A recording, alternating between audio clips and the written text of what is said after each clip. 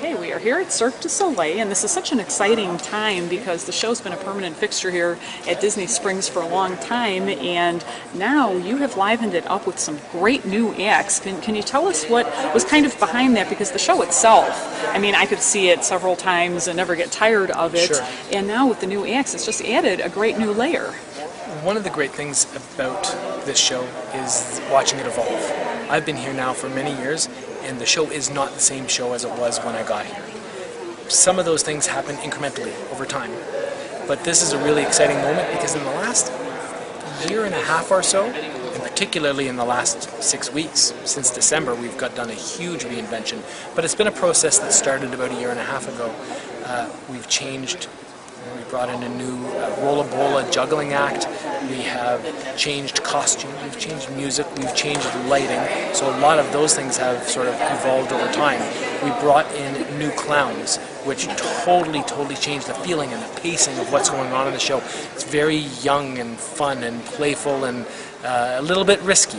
You know, they push the envelope and push each other. Sometimes I feel like I'm watching a very comedic example of two siblings fighting at each other. Sometimes I see my own kids there even. So they're really fun with what they've brought to the whole thing.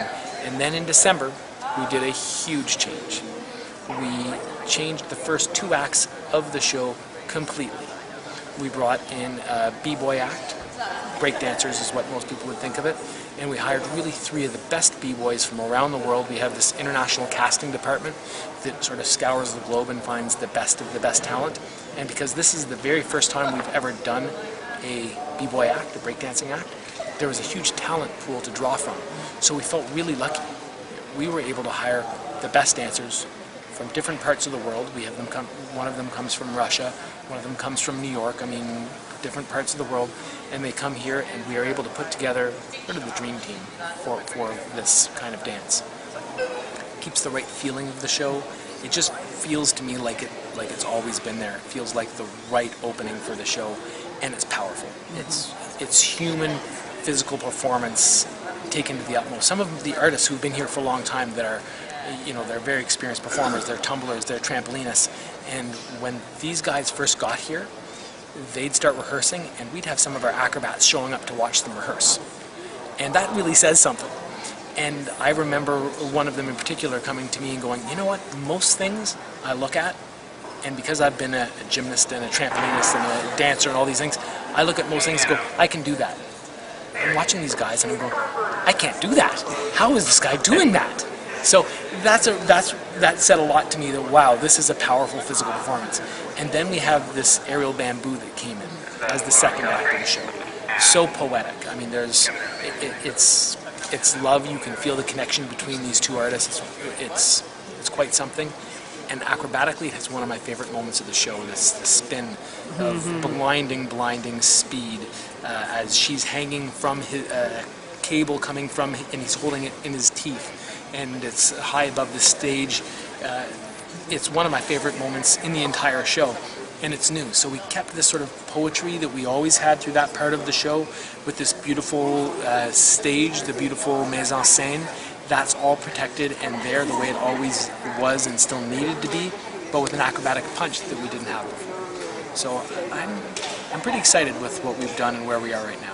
Oh, it's amazing. And you were mentioning the stage and the stage sets, and that made me kind of think, I think you're at a little bit of an advantage here too, as is Vegas, because I was long ago a fan of the traveling Cirque shows. Kudam is my favorite of the traveling. I was with Kidam for 4 years. Oh, you were? I wonder if we saw it in Chicago and loved it. I have the soundtrack. And here you've got something permanent to work with. So how did the stage is kind of a part of the show itself too, isn't it? We're actually in a really unique situation. You mentioned the shows in Vegas. We actually even have an advantage over those shows in that this building was created for this show, and this show was created for this building. The shows in Vegas, they exist in casinos. Those buildings exist for another reason. And for some of those spaces, there was a different show in there before. If you look at our show Love, which is an absolutely beautiful show in Las Vegas, uses the catalog of the Beatles music. It's a full sensory experience. You're basically sitting in a speaker hearing the music of the Beatles. I mean, it's so immersive. The theater that takes place in used to hold Siegfried and Roy. There was another show there before us. So we have a very lucky situation that Cirque was able to say, here's what we need. The building was designed from the ground up for this show, so that there's a real symbiotic relationship between this building and the show that doesn't exist almost anywhere in the world. Like, where does that happen?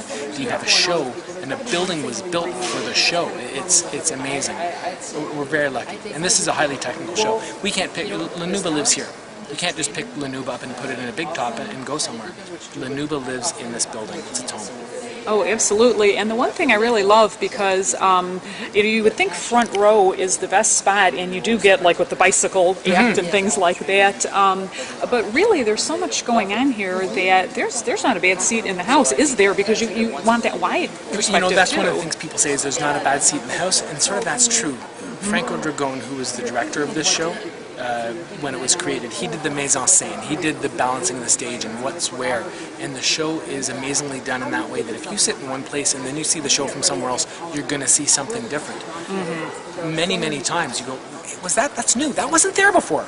Well, it was, but you were looking at this and you were seated there. There's also things like if you sit in the center and sort of further back, then you see that whole tableau, you see the whole stage, and it gives you one perspective. And the balancing of the stage is so special. With most Cirque du Soleil shows, you have this sort of feeling that I could take a photograph at any moment here, and I have a beautiful picture. I can hang that on the wall. So you have that impression from farther back. But we also have these amazing physical performers, these characters, these clowns, these actors, who when you're close, you see their faces and you see the details of the makeup. I mean, some of these people spend hours a day putting the makeup on and such incredible, the detailing of the costumes, and there's things when you sit close, you go, oh my God, that person's performance, and you get touched in a different way. So one time you're touched because of the whole picture you're seeing, and the next time you're touched because you had a connection with an artist who looked at you and he felt something and you felt something, and it's real. So it's the things that make these shows special. Oh, absolutely. When you said touch, that made me think of the Pablos, and you may get literally touched. Well, that's that whole breaking down. The fourth wall, if you see it, what I mean is that wall, if you're sitting and watching a movie or between a stage and the audience, Nouba breaks that. Forget that concept of the fourth wall. Right from the opening dance, when all these artists are on stage and they yell, "Hey, ho!" you realize, okay, I'm not watching a movie. I'm here. I'm being yelled at from the stage, and I just woke up. And then they start marching towards you in this backlit corporation march, and oh my God, they're going to walk right into me. I mean, this is not a 3D movie. This is 3D. This is real, and that's what live theater is. This is live theater, and it's immersive. And forget that fourth wall. You're part of the show. Our clowns are walking through you. The show opens with a parade, with it's sort of a tip of the hat to the old circus world. And when a circus would come to town and there was no social media, there's no Facebook, we're inviting you, come follow us to the circus. And they do a parade right through the audience, right with you, making eye contact with you from feet away, doing amazing acrobatic feats, whether it's juggling or tumbling, right through the middle of the audience. This is an immersive experience. Oh, it is. I know Disney, a lot of families bring kids. If you're worried about your kids not paying attention, when we were here last, rapt attention from every age. The show is something for everyone. I have an 8-year-old and a 10-year-old, and they've been coming to this show for years, since they were little, and they're so excited anytime they get to come back. On the occasions that we do get tickets and I have the opportunity to bring them, my kids jump at the chance. Oh, it's wonderful. Thank you so much for chatting with us today. My pleasure.